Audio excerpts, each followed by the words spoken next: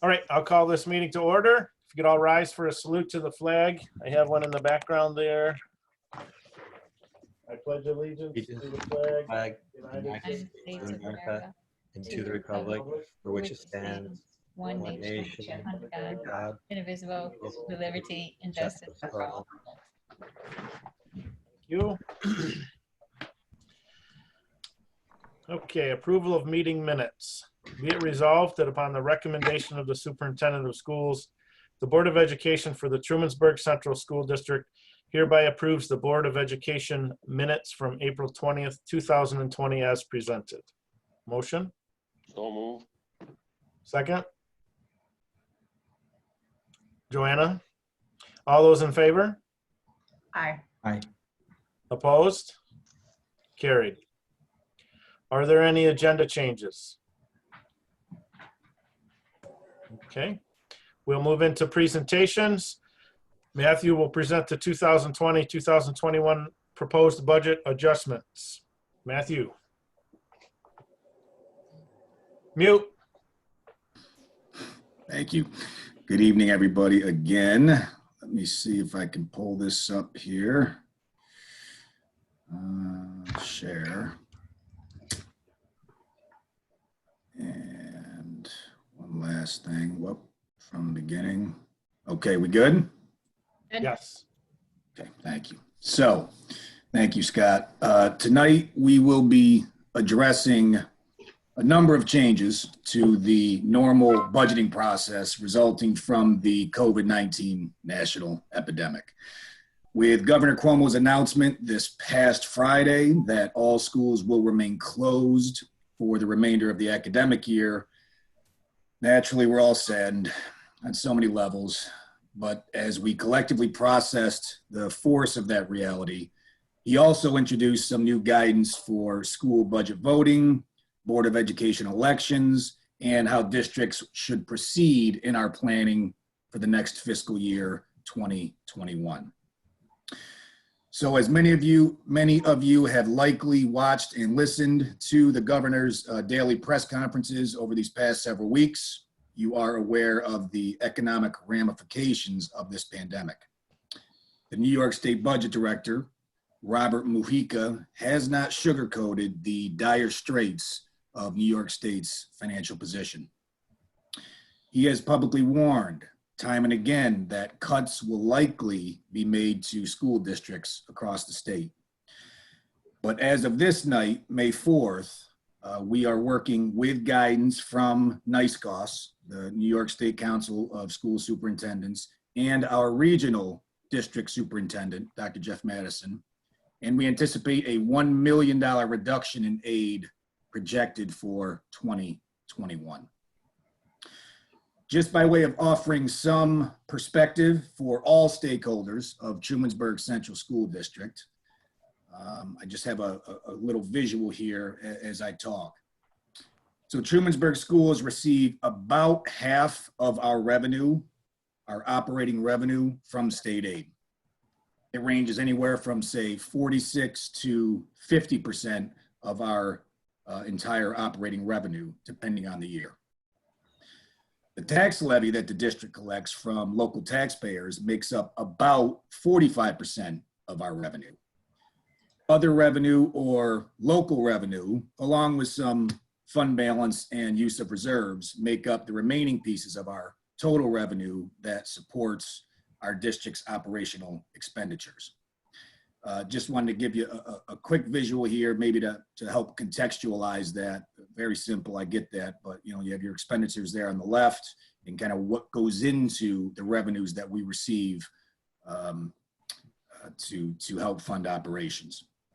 The point is, if the projected cuts to state aid are as large as some pundits have forecast, then additional cuts from our budget will have to be made, as painful as it is to even utter those words.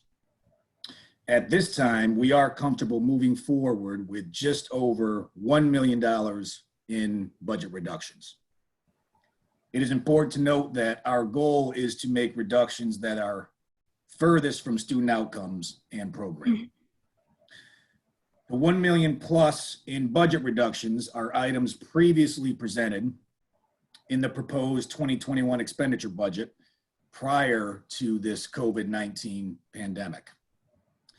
Some of these budgetary items would have remained intact if not for the economic impact that all districts in New York State are now forced to confront. So with that, let's take a look at some of these budget concessions and just kind of go through a quick note on them one by one, beginning with the top there. And of course, you see the total cost savings there at the bottom. So the City BOCES Public Relations Service, PR service, this was to be the district's new marketing effort.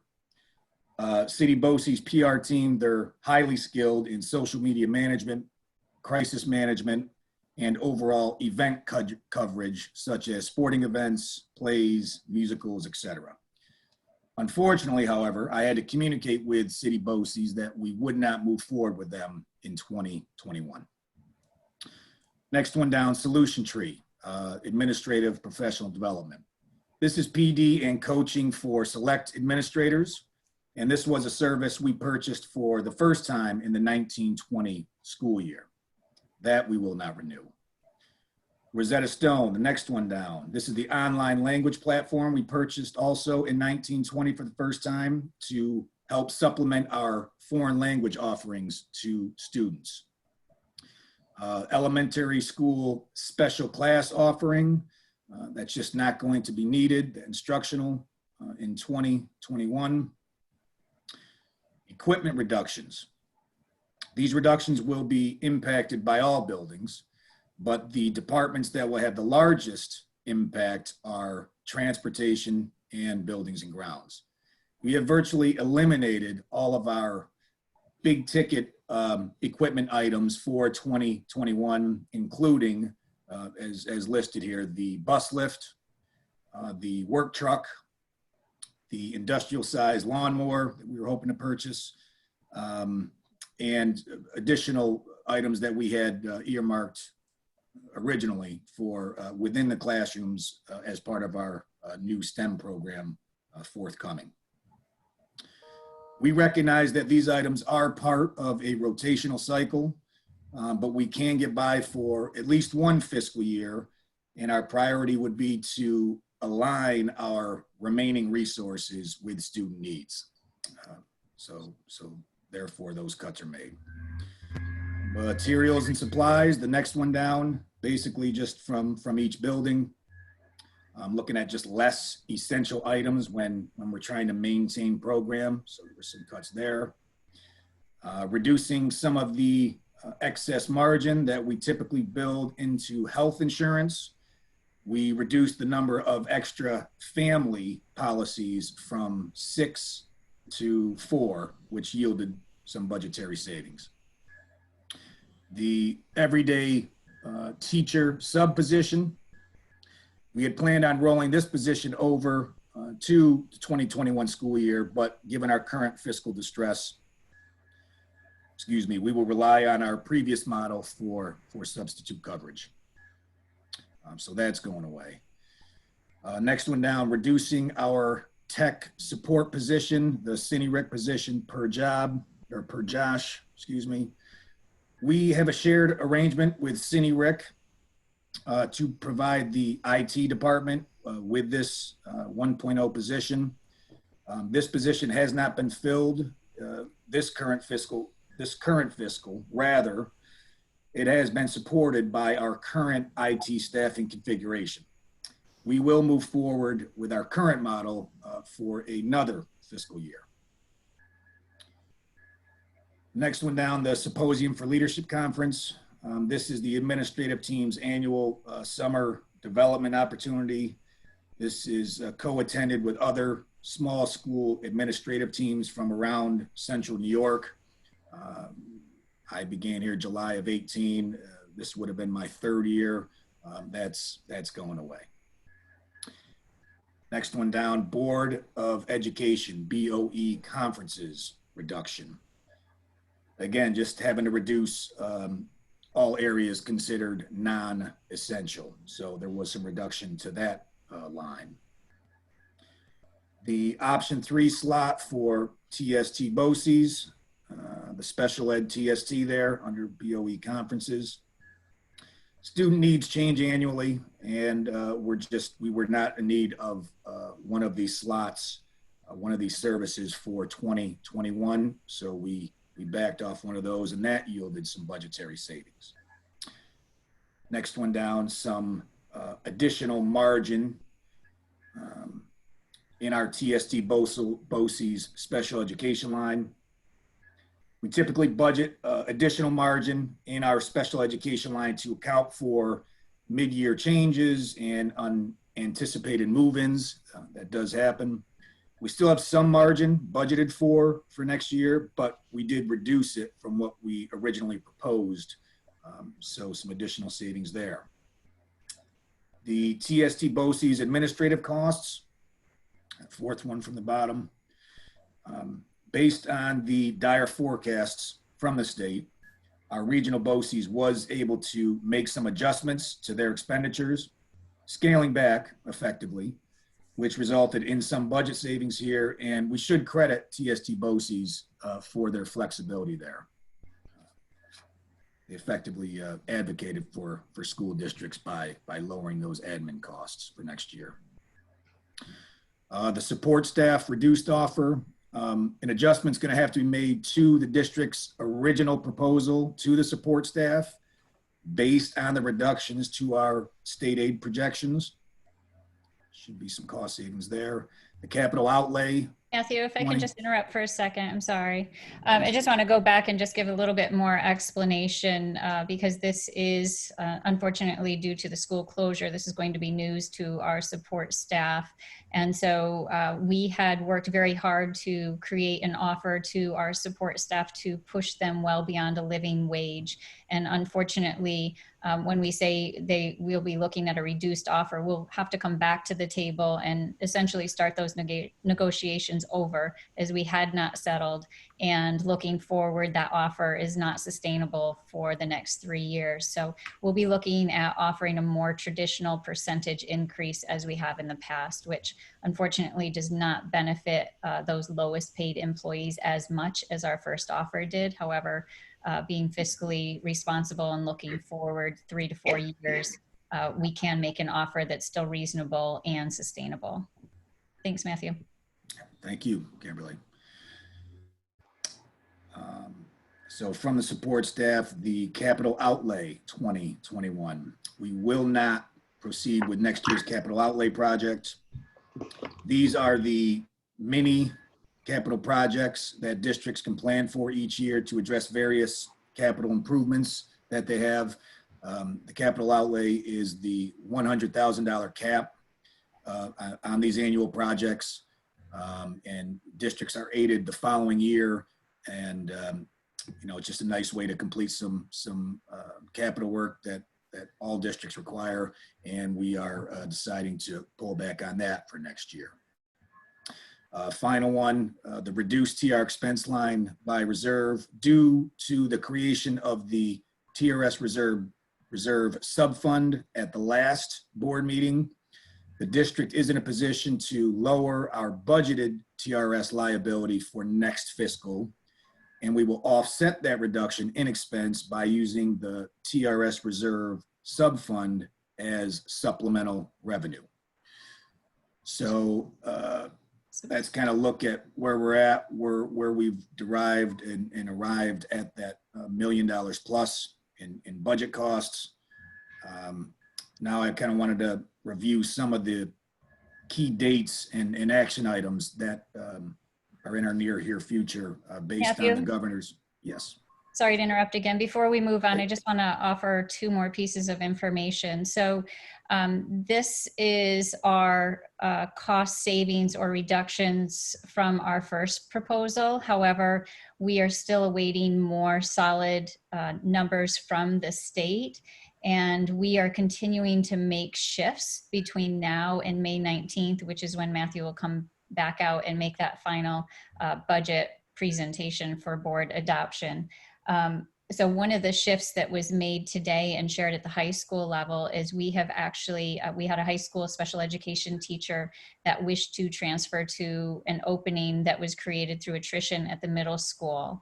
And in doing that, we asked John King to look at the master schedule at the high school and see if we could fill that opening in special education with a shift of some of our other special education teachers.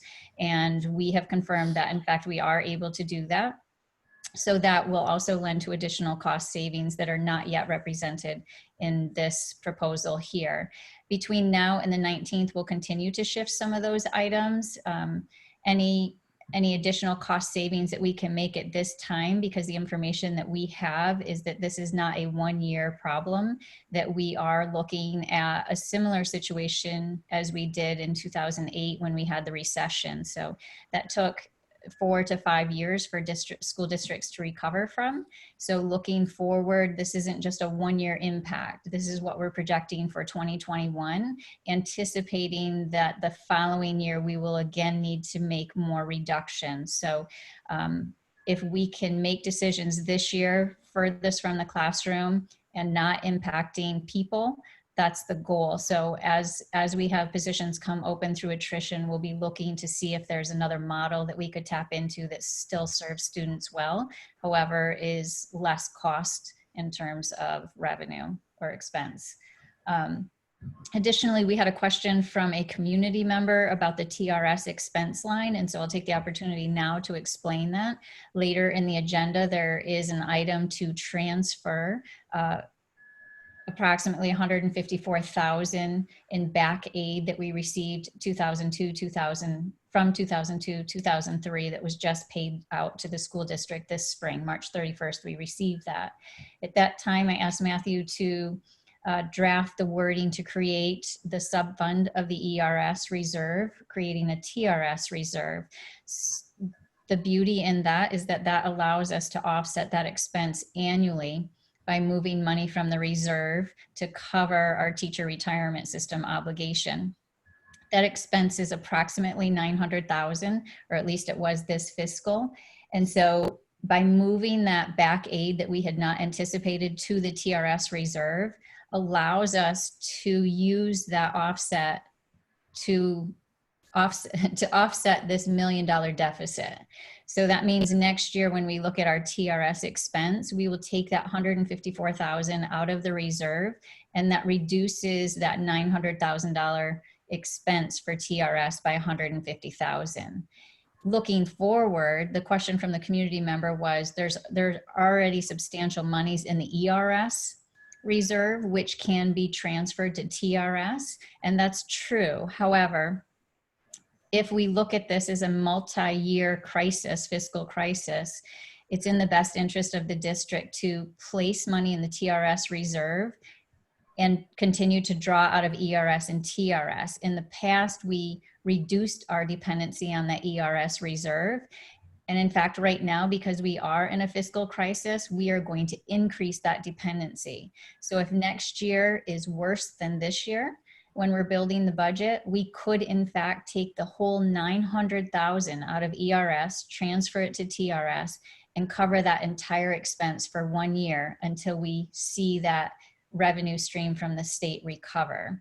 So some people in the public may wish that we move that to a capital reserve so we have money to purchase buses. And the thinking of our district, primarily driven by me, is that I think people and program and student outcomes are more important than equipment. So at this time, I stand firm on that and believe that this is the best decision, especially looking 3 years out, knowing that we may have to transfer significant dollars to cover those two main expenses. And for those of you that recall in previous budget presentations, TRS and ERS are two of those 4 or 5 pillars that we often talk about as uncontrollable expenses. So to have that money in a reserve to offset those expenses will suit our district extremely well as we move forward for the next 3 years. Thanks, Matthew. Okay, thank you, Kimberly. Some great detail. Next slide. So we wanted to highlight some of the key dates per the governor's recent executive order that he passed this past Friday, May 1st. And to ensure compliance with that order, these are some of the next steps regarding budgeting for next fiscal. So the next board meeting, as Kimberly had mentioned, will take place on Tuesday, May 19th. At this meeting, likely another virtual meeting, I will present the 2021 expenditure budget in its entirety. It will be a summarized version of what has previously been presented to the board and public. At that time, we should have the final state aid figures from New York State. And not only will I present final expenditure figures, but I will also present planned revenues to support those expenses. I will present the property tax report card that evening, which includes the district's reserve amounts. And we will also review the tax cap calculation, which determines the tax levy limit for school districts. And this is important because it represents the amount of financial support we are seeking from our local residents to provide educational services for the 2021 school year. So that's the Tuesday, May 19th meeting. The following board meeting after the May 19th meeting will be 8 days later on May 27th. And I believe we've already announced there will also be a Zoom or a teleconference meeting. So on May 27th, I will be presenting the what's called the annual budget hearing. It's a similar presentation as to the one given on the night of the 19th. And as it states on the slide here, the budget hearing allows members of the public just a final opportunity to view the 2021 budget in its entirety. And I'm hopeful, and this may already be in the works, but that meeting will be live streamed. So we'll see on that. But those are kind of the two main dates in our immediate future with respect to budgeting. And then also per the governor's executive order, 202.26, budget vote and election day. So this year, again, completely different than anything we're used to. This year, it's not the third Tuesday in May. This year, it's going to be Tuesday, June 9th. So as it states there, the budget vote and election day will be held on June 9th. This year, there's going to be no in-person voting at the usual designated location. Basically, no voting booths this year. The budget vote will be conducted entirely through the absentee ballot process. Eligible voters will receive notice in the mail of the budget hearing date and time, the date of the budget vote itself, and they will also be sent pre-stamped envelopes in order to cast their votes on the school budget. The final date that those votes must be received by the district clerk is June 9th at 5 p.m. Again, certainly a different process this year, but understandable given the importance of physical distancing in these unprecedented times. And information on budgeting and Board of Education elections will be available on the district website as we proceed through this process. And there will likely be other forms of mass communication to ensure that we are as transparent and informative as we can be. And I would just like to add, if I may, everyone in the district office, including the clerical staff, the board clerk, the superintendent, myself. Again, this is unprecedented and a new budgeting process for all of us this year. So please be just a little patient.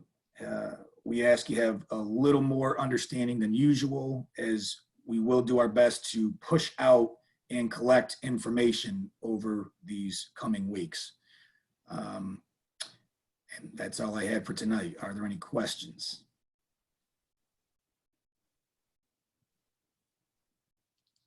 So we're going to put out and mail the ballot for everybody to vote sometime in that last week of May. And a person has to make sure it's in the mail before June 9th so that it can be received by 5 PM, right? Correct. Correct. Correct. We haven't, I know the superintendent and I, we haven't sat down and really zeroed in on, again, this guidance just came down this past Friday, getting ready for this board meeting tonight. Certainly, Kimberly and I will discuss when exactly do we want those, initially those postcards to go out. There's a postcard requirement, just describing the budget vote date and you know, the definition of a qualified voter, et cetera. But then also, you know, when are we going to put out the budget newsletter? When are we going to put out the 6-day notice that has to go out 6 days prior to June 9th? But when are those pre-stamped envelopes going to go out?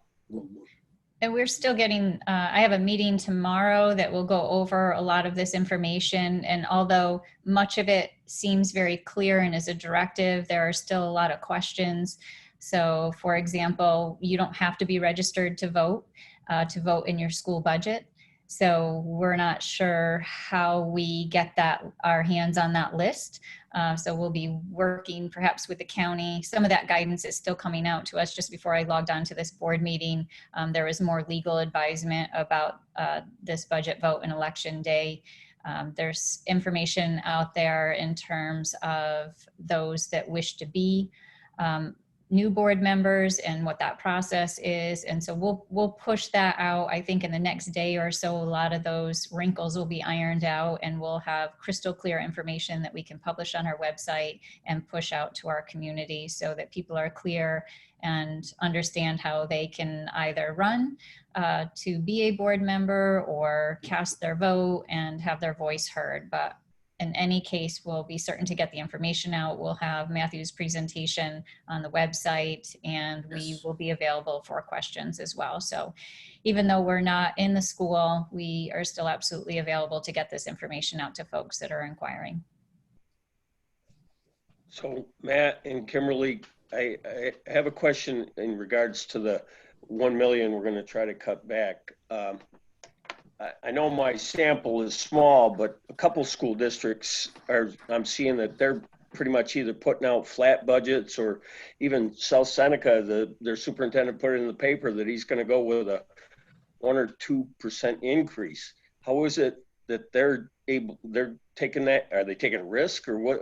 How is it that others think they can get away with not making deep cuts like we're different school districts, great question. Different school districts are approaching this process differently. There is a look back. And so don't quote me right now, I don't have these dates, but one is in April, one is in the fall, and one is in December, in which if state revenue is, I believe, even 1% less than what was projected, then at that time, the governor can make cuts to revenue streams that impact school districts. So it's my belief that we are better off making these reductions now, especially since they are furthest from the classroom and not necessarily directing or impacting people, versus waiting until the school year begins and then trying to make those reductions. So I have been in conversations with some superintendents that are saying they'll move forward with a very similar budget. However, they have areas within their budget that they know they just won't spend until each of those periods where they hear back from the governor. So it's a personal choice by district, I guess you could say.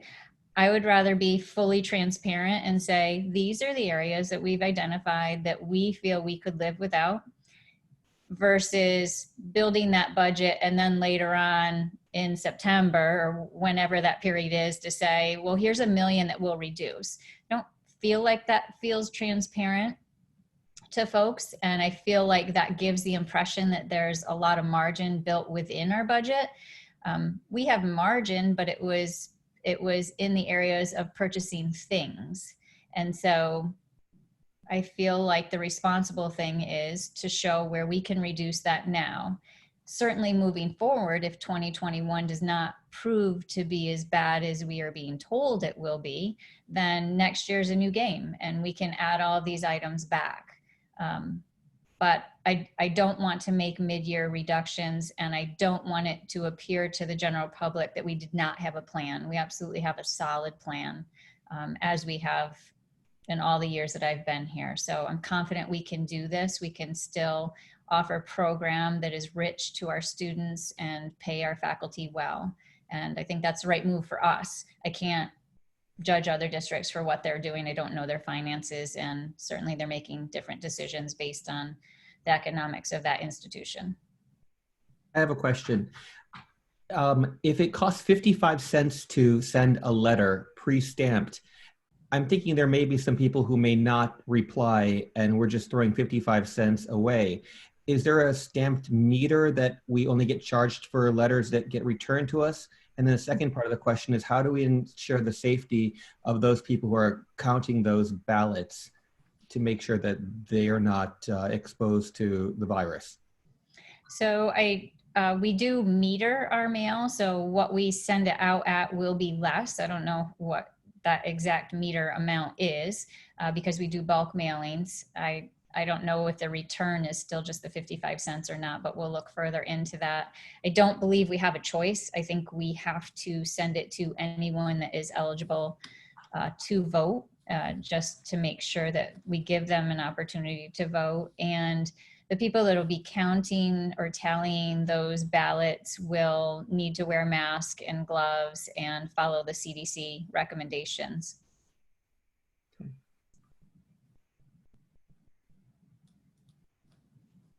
Other questions or thoughts?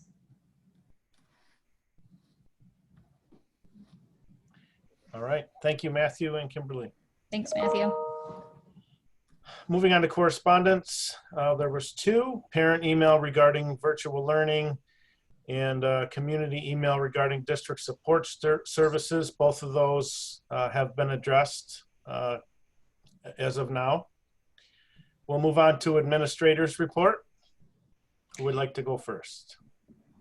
So for this evening, I've asked each of the administrators just to give us a little glimpse into how things are going with their families and their students, and maybe just talk about some of the successes that we've seen. We want to start with Jeannie. Hello, everyone. It's nice to see you all, even if it's virtually.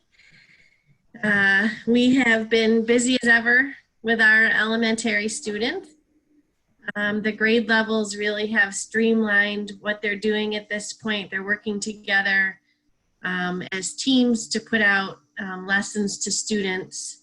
And we're starting to really vary how we're putting that out, whether it's videos or live sessions, hangouts, all different kinds of ways that we're reaching out. And we have a good system in place for students that we have not connected with recently. Teachers will connect with the counseling team, and then counseling team connects with the families. So we are trying to find that balance between support and not overwhelming, which is trickier than you would think. And teachers are meeting with me regularly, with Pam regularly, to talk about what we're teaching, what standards should we be focusing on. So we really have the social, emotional, and the academic pieces that we're looking at. Just for something fun to look forward to, our staff did a little dance video recently, and then we asked our students to send videos of them dancing. And I know Pam's been collecting that and is going to put it together, and I just can't wait to see the videos of our kids dancing. So you can look forward to that. That'll be a little ray of sunshine for you. Thanks, Jeannie. Sure. Megan?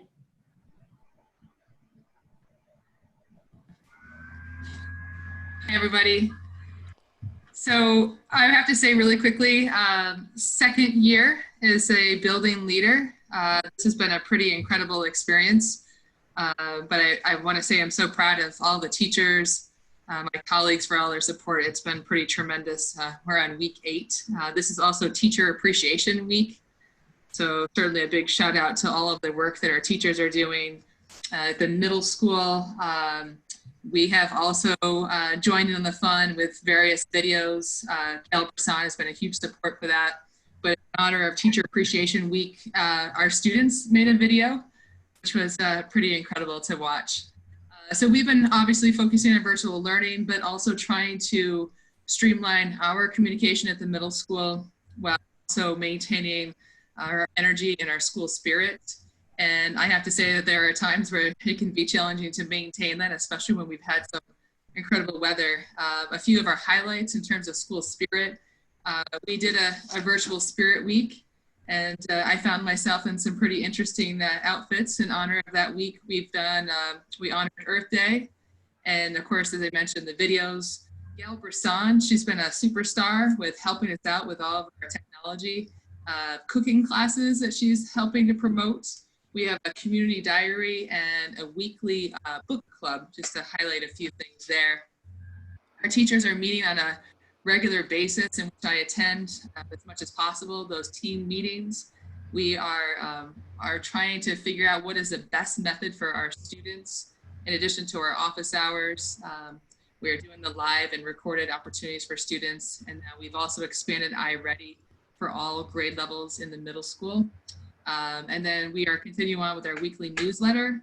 And as I mentioned, streamlining, we are working on at-a-glance calendars for all grade levels, which I have to say, as an elementary and middle school parent myself, I have really appreciated those, and I print them off every Monday, and that's been really great. So I just a big shout out to everybody and all of their efforts over this time. Thanks, Megan. John? Hello, everyone. So same thing as the other two buildings, teaching and learning is happening, and our teachers are working incredibly hard. I'm super proud of the work that's being done. Most importantly, just really being cognizant of the fact that all of our students are in different places, both in terms of learning skills, but in terms of how we're handling this situation with social emotional issues and stress. So I'm just really proud of the teachers for their flexibility and the high level of communication. I also want to thank our support team, because they're doing an exceptional job of reaching out to stay in touch with kids, to try to close that communication loop to make sure everyone knows what's going on and what's expected. We just wrapped up our 5th marking period this past Friday, so we've had a full marking period now. We finished the last marking period, ended on March 13th, which was the last day we were in school. So we've had one full marking period. So the support team and I will be looking through all the students' grades to sort of assess where we're at and how folks are doing. But the general consensus has been real positive. So I'm really thrilled that things are going well. The one thing that I know is probably on a lot of folks' minds now that it's official that we've closed is graduation. And I can tell you that I have heard from many, many folks in our community. Everybody who has seen something really cool done by a school to celebrate their seniors on social media has been shared with me at least 5 times, which is thrilling because I appreciate everybody's enthusiasm and interest in helping. So I just want to reassure folks that we are definitely working on plans to make sure that the end of the year celebrations are up to the caliber that we would expect for this amazing senior class of 2020. Some of the work that's happening is I am formulating a committee of teachers, administrators, support staff, and some representation from the community to make sure that we really are being thoughtful and making sure that it is a quality celebration, but also respectful of our need to be following the rules in terms of social distancing. So that's process. The planning process is actually going to be starting this week. And I'm just excited. There's so many people that have been interested in helping. So I think we're going to come up with something really awesome. Other year-end celebrations, just our senior awards program. I'm excited that the majority of scholarships that we give out each year are still going to be given out this year. It might look different when we give out scholarships because we're not able to have our senior awards program, but we will find a way to make sure that those kids get those awards in a way that, again, celebrates all of their hard work. So thank thank you guys for all of your support and patience as we, build the airplane in the sky. Thanks, John. Angie? Hello, everyone. So I'm going to echo a lot of what other people have said. Our teachers, staff, therapists have been working very hard. I think it's amazing how hard we can work and not leave the house. They've been providing a lot of support and modifications. It really depends on the teacher and their class. Some have been doing separate lessons, supplemental lessons. A big shout out to our therapists who have really risen and started live therapy sessions for physical therapy, believe it or not, occupational therapy, and speech therapy for our students, in addition to all the resources that we've sent home. I'm happy to say that we've been doing CSE meetings virtually, right on the regular schedule that we had, and they're going great. We have great parent participation, great student participation. We've really been able to keep up with the flow of that virtually, just the same as if we were physically in the buildings. Now we're working a lot on organization. We're finding that to be a stumbling block for students, and how do we support that virtually? So each couple of weeks seems to present a new challenge that staff are certainly rising to. Thanks, Angie. Pam, did you want to say something? I just will add a couple things. I don't want to reiterate everything everyone said. It's been really dynamic, but I just wanted to put out there that one of the difficulties for teachers has been this desire to and feel that responsibility for making sure kids hit those targets for the end of the school year.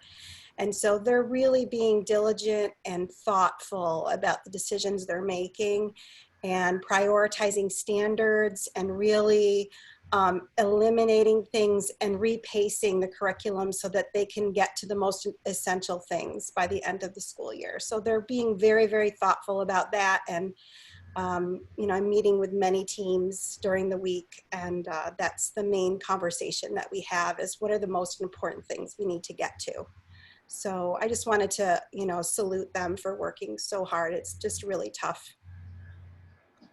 Thank you. I have a couple questions.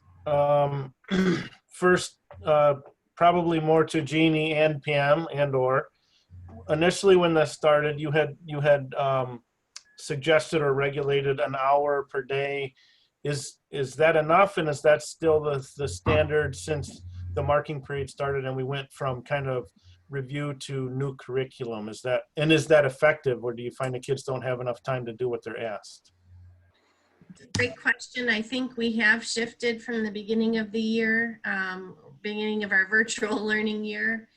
But teachers really are keeping their lessons to about an hour. Kids might have some additional things that they could do outside of the hour, but an hour is still a good amount of time for our students who are at home. It's not the same as what we can expect at school. Right. You should jump into on that one. Right. And I think that's where some of the prioritization's coming in. They're really picking and choosing what are the most critical, essential things that they need for the next school year to enter in. We're really looking at, that learning loss and gaps that might occur, and where can we plug some holes. So they're picking really carefully what they're doing. Okay. And the only other question that I had is, how successful are we in reaching all the students? Are there students that we just aren't hearing from that we can't contact, or are we pretty successful in general with getting to everybody? I'll chime in and say, for the high school, I think I'm thrilled at the level of participation. Obviously, it's, there's a frustration because there certainly are kids that are not connecting and not staying connected. So I would say genuinely, I really feel like we are at a much higher percentage than I would have expected at the start of this process. But we're still working really hard to catch a few. I've had a lot of conversations in the last few days about the impact of grades, because we're going to be sending out report cards at the end of this week. And so trying to make sure that we're not hurting any of the kids that are struggling to stay connected, and grading in a way that's flexible and respectful and allows kids to recover if they have kind of fallen off a little bit, and then using our support team to follow up with them and catch those kids. I think can that's, speak to the yeah. middle school very briefly. I'd say out of all three buildings, that perhaps is more of a challenge at the middle school in terms of overall students engaging. We have important that we are continuing to reach out to students, and that's why I mentioned some of the highlights for the school spirit. We have weekly, all the teachers are meeting, and I'm involved with that as far as our counselors as well. We are keeping track of all of our levels of engagement from our students. If we have levels of concern, we have created case managers that are reaching out to families on a weekly basis in order to provide support. And then we also have a higher level of support from the counselors and myself as well. So there's a fine balance of reaching out to families and being careful about encouraging them to be involved with the schoolwork. But we also don't want there to be a higher level of frustration as well with our communication. So therefore we've gone to a single person per grade level that's reaching out. At the elementary, after the first couple of weeks that we were home, every teacher let us know if there were kids they had not connected with.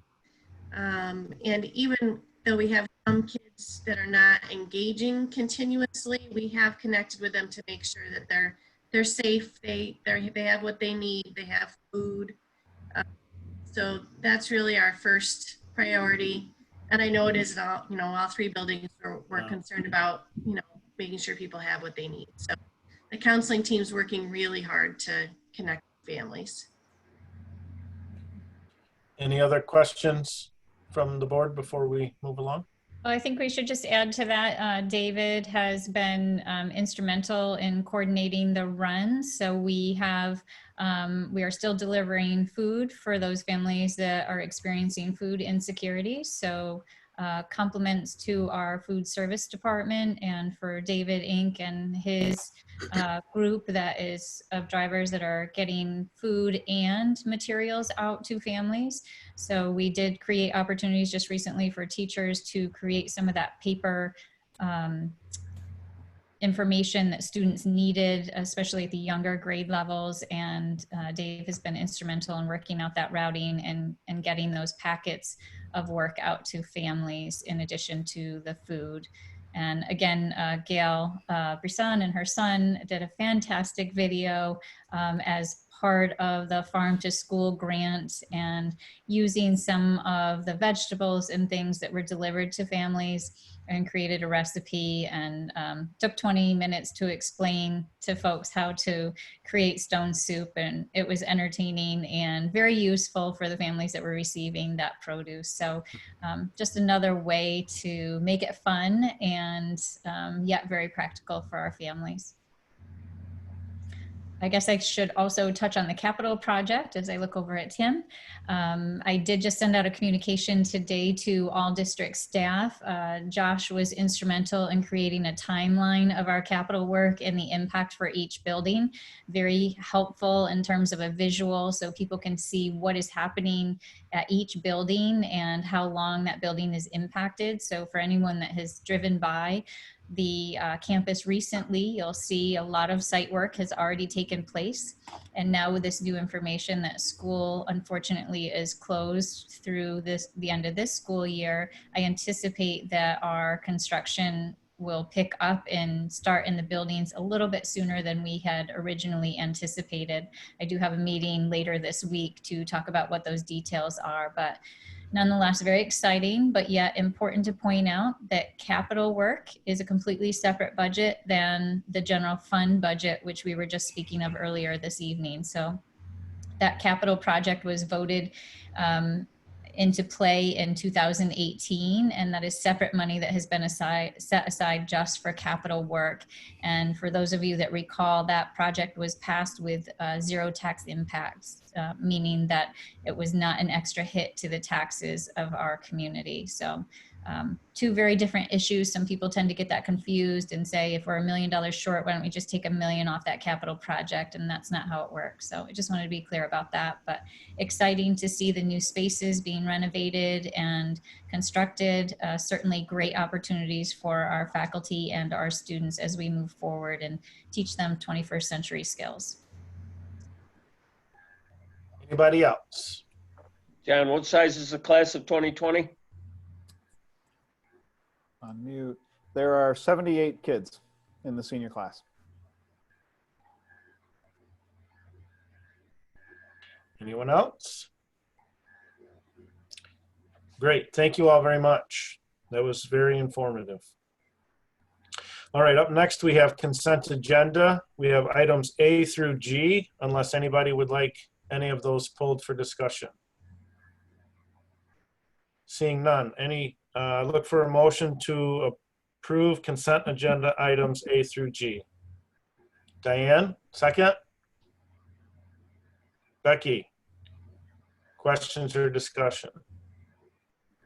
All those in favor of approving consent agenda items A through G, raise your hand. Opposed? Carried. On to new business. Abolishment of vacant position. Be it resolved that upon the recommendation of the superintendent of schools, the Board of Education for the Trumansburg Central School District hereby abolishes the following vacant position effective July 1, 2020. Everyday substitute 1 FTE. Motion? Diane? Second? Randy? Discussion? I can just provide some clarity. Sorry to interrupt. This is that position that Matthew had discussed in the reduction. So we had made the choice to hire an everyday sub. So we had someone on campus every single day to fill the void of when we had absent teachers. And unfortunately, we're not able to maintain that position moving forward. So we will revert back to calling substitutes in when we do have absences. Anything else? All those in favor? Opposed? Carried. Next item, resolution for all cafeteria supply bids for school year 2020-2021, including milk, ice cream, and bread. Whereas it is a plan of a number of public school districts in the Greater Southern Tier, GST, BOCES area in New York to bid jointly. Cafeteria supplies, including the following items on the following dates. Meat and grocery, July 8th, 2020, December 9th, 2020, and December 9th, 2020 for Summer Prime Vendor Awards. Equipment, February 10th, 2020. Produce, weekly throughout the year. Paper, July 8th, 2020 and January 20th, 2021. Ice cream, May 5th, 2021. Milk, May 5th, 2021. Bread, June 2nd, 2021. Whereas the school district named below is desirous of participating with other districts in the GST BOCES area in the joint bidding of the commodities mentioned above as authorized by General Municipal Law Section 119-0, and whereas the school district named below wishes to appoint a committee made up of participating schools to assume responsibility for drafting of specifications, advertising for bids, accepting and opening bids, tabulating bids, awarding bids to the lowest bidder who meets the specifications, reporting the results to the schools, and where applicable, providing the procurement plan for the school food authority. Therefore, be it resolved that the Board of Education for the school district listed below hereby appoints the GST BOCES to represent it in all matters relating above, and be it further resolved that the Board of Education of the school district listed below authorizes the above committee to represent it in all matters leading up to the entering into a contract for the purchase of the above mentioned commodities, and be it further resolved that the Board of Education for the school district listed below agrees to 1, assume its equitable share of the cost of cooperative bidding, 2, abide by majority decision of the participating districts on quality standards, 3, that it will award contract according to the recommendation of the committee. Motion. Jane, second. Diane? All those in favor? Discussion, I'm sorry, discussion. All those in favor? Did you have a question, Jim? Unmute. Yeah. Was that a typo in the beginning there with December 9th listed twice? Under meat and grocery? I think it was two different things. Okay, so the meat was December 9th and grocery is December 9? Meat and grocery, July 8th and December 9th, and then December 9th for the summer time. But That's that's how the I read same it. date. Can anybody clarify? I read it as December 9th for the remainder of that school year, and as well as bidding for the summer needs, but I could be wrong. Okay, okay. That's how I read it. This is Anything the else? language, Scott, that they provide directly to Right. us. So we don't alter this at all, and it's Yeah, an annual process. I did look at that too, Jim, but after looking at it a couple times, I'm feeling like, you know, it's two different times of the year. They just do it on the same day, but I could be wrong. We can just double, if it's approved, we can just double check that. If it's incorrect, we'll bring it back next board meeting. Okay, or different grammar. Anybody else? Jim. All those in favor? Opposed? Carried. Acceptance of donation, be it revised that upon the recommendation of the superintendent of schools, the Board of Education for the Trumansburg Central School District hereby accepts the donation of $1,200 from the Trumansburg class of 2019 to the Food Service Department to purchase toasters and panini press for the high school cafeteria. Motion. Diane, second? Second. Randy, comments or questions, discussions? Super sweet. Very cool. I'm sure the high schoolers will be ecstatic with that. Thank you very much. All those in favor? Opposed? Carried. Acceptance of donation, be it revised that upon the recommendation of the superintendent of schools, the Board of Education for the Trumansburg Central School District hereby accepts the donation of $500 from the Elves to Food Service Department to support food delivery efforts. Motion? Second? That was Diane and Joanna, Tina. Any question or discussion? Thank you. Thank you very much, yes. All those in favor? Opposed? Carried. Authorization to sign a contract between TCSD and the Ithaca City School District.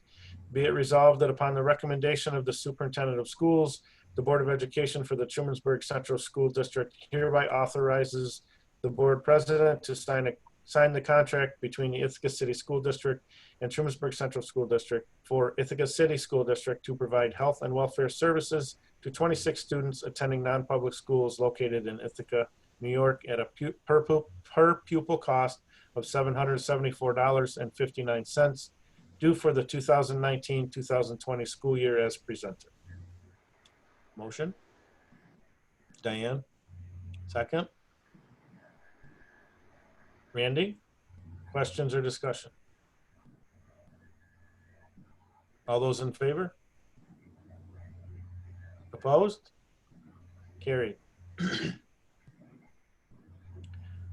Authorization for the district treasurer to transfer funds. Be it resolved that upon the recommendation of the superintendent of schools, the Board of Education for the Trumansburg Central School District hereby authorizes the district treasurer to transfer $154,710 from the general fund to the TRS reserve subfund. Motion? Joanna, second. Diana, questions or discussion? This is the item that Kimberly clarified during Matthew's presentation. All those in favor? Opposed? Carried. 2019-2020 school calendar alteration. Be it resolved that upon the recommendation of the superintendent of schools, the Board of Education for the Trumansburg Central School District hereby approve the following alterations of the 2019-2020 school calendar. Addition of a Board of Education meeting Tuesday, May 19th, 2020, and removal of a Board of Education meeting on Wednesday, May 20th, 2020. Motion? Joanna, second. Diane, questions or discussions? All those in favor? Opposed? Carried. On to board forum. Any board members have anything? I have a couple things. First and foremost, while we all know it's Teacher Appreciation Week, and they certainly deserve more than 1 week to be appreciated, we certainly appreciate them all year long. It's absolutely important to, especially this year, to recognize, you know, what they've had to do, not only instructing our kids, but their own kids, and everything else that has gone along with it has really kind of upped the ante, if you will, for their job this year. And so just an extra special thank you this Teacher Appreciation Week for them. And with that, as a parent of a student, you know, we've heard from several parents that are just, you know, this is becoming very difficult to work from home and teach your kids and try to help your kids as best you can. And again, as a parent, I certainly relate, but just, you know, a big thank you to the parents. And I'm sure you've all said the same. I know you've said it because I've seen emails for everything they're doing to help get through this challenging, very challenging time, and becoming homeschoolers as well as continue to, you know, earn their pay on a daily basis. It's not easy, but everybody is doing, I think, the best they can. That's all I have. Anybody else? If not, we'll need a motion to adjourn to executive session for matters relating to the appointment, promotion, dismissal, or removal of a particular person or persons. Diane, second. Jim? All those in favor? Opposed? Carried. All right, we will be adjourning to executive session. We will not be returning to regular session tonight.